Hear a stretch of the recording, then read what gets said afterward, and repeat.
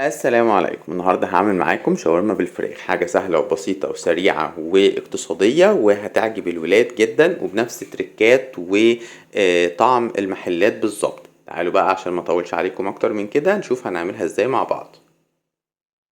هنتبل بقى الفراخ بتاعتنا بعد ما جبناها وقطعناها كده، حتت صغيرة مكعبات صغيرة كده. تمام، هنحط عليها بقى ايه؟ الملح وبصل باودر وبابريكا وكاري وتوم باودر وفلفل. هنحط من كل حاجة معلقة ممسوحة كده. تمام، هنحطهم مع بعض وهنحط عليها ربع كوباية خل. تمام، وكوباية زبادي. البانيه تقريبا ربع كيلو، يعني ربع كيلو أقل من نص كيلو، حاجة كده. أنا طبعا بعمل كمية على قد يعني. انتوا لو عايزين تزودوا بقى بتزودوا على حسب الطلب بتاعكم انتوا. وهنقلب بقى كل المكونات دي مع بعضها.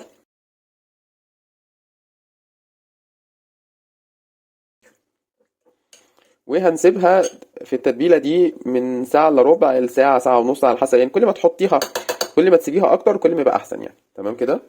وهنبدأ بقى نجهز للخضار اللي هنحطه عليها عبال ما هي تتبل. هنحط الطاسة على نار وسط وهنحط عليها يعني نص كوباية زيت صغيرة كده. تمام، وهنسيب الزيت لغاية لما يسخن شوية.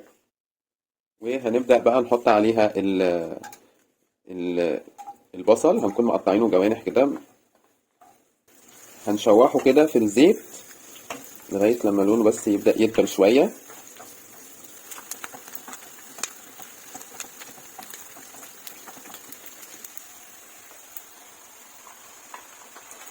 وهنفردها كده في الطاسة، بس ما نقلبهاش دلوقتي.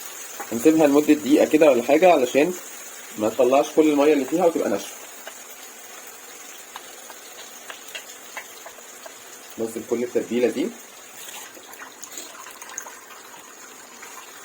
وبعدين نبدأ نقلب بقى. دي تقريبا زي ما قلنا يعني ازيد من ربع كيلو بشويه، يعني 300 350 جرام بانيه كده قطعناها. دي اساسا كانت فراخ عندي صاحيه وانا قطعتها، خليتها وقطعتها كده علشان استغلها، يعني بدل ما كنت عايز اجيب بانيه من تحت وما قدرتش ورجعت متاخر فاتصرفت بقى. خلاص، هي الفراخ بدات تشد شويه. لما تشد كده الفراخ نحط بقى ايه؟ الفلفل والطماطم والبقدونس، بس نخلي البقدونس في الاخر يعني.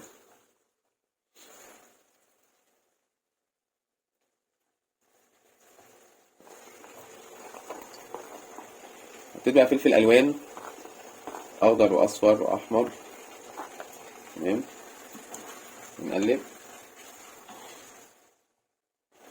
نحط الطماطم نكون مقطعينها كده برضو، ونكون شايلين منها القلب والبذر، خليها لحم بس. تمام،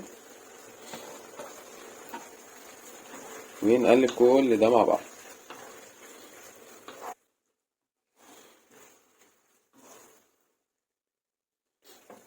وبعدين بقى هنبدأ نحط ايه؟ بقدونس.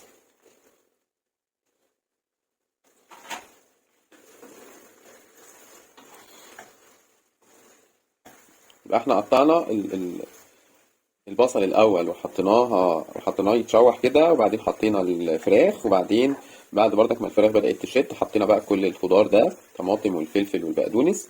تمام، وهنسيبهم بقى على النار يستووا كده، هنغطيهم ونسيبهم يستووا. التركايه بقى بتاعت علشان تخليها زي بره بالظبط، ان احنا هنحط حته ليا صغيره كده نقطعها، ونجيب حته ليا ضاني نقطعها ونحطها ايه؟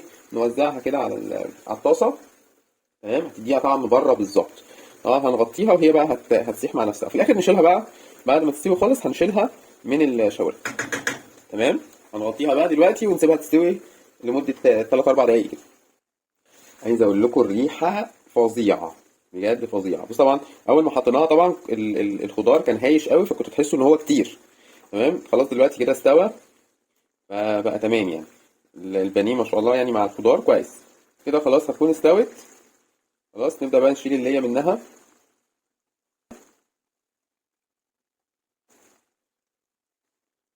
كنا فاكرين احنا حاطين 4 حتت ليا كده، احنا شلناهم اهو ال4 حتت مظبوطين كده. ايه، هنبدا بقى نغرفها وبالهنا والشفا.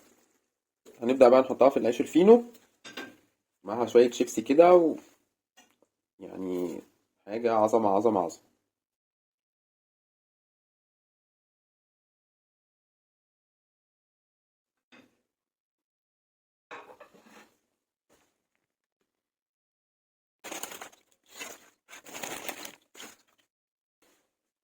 وكده هنكون خلصناها بقى كلها هي بالشاورما بالفراخ ومع شوية شيبسي، حاجة عظمة على عظمة. جربوها بقى وإن شاء الله تعجبكم زي ما قلت لكم، بنفس طعم بره بالظبط.